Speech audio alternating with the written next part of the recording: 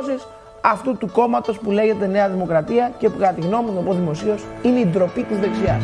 Άκου δικαιολογία που βρήκε η Νέα Δημοκρατία. Ότι ναι, εμείς κλέψαμε, αλλά κλέβαν και οι προηγούμενοι. Εάν είσαι βαθύπλουτος γόνος, μπορείς να έχεις πολλές φιλοσοφικές ανησυχίες. Προφανώς ανήκεις στην κατηγορία εκείνων που δεν χρειάζεται να εργάζονται ποτέ στη ζωή τους. Ένας άνθρωπος που εκπροσωπεί και μια οικογένεια, η οποία τόσες πολλές δεκαετίες τόσα προσέφερε στον τόπο, χωρίς ποτέ να ακουστεί οποιαδήποτε εμπλοκή τους με οποιαδήποτε σχέση, εταιρεία, ιδιωτική ή οποιαδήποτε άλλη. Ποιο είναι το αρνητικό του Μητσοτάκη? Είναι πάρα πολύ καλό παιδί.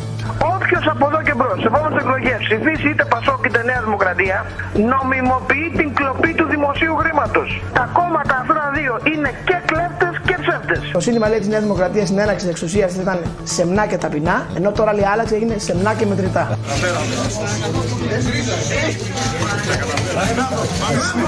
Τα λέω και πρέπει να μείνω σοβαρό, αλλά δεν μπορώ.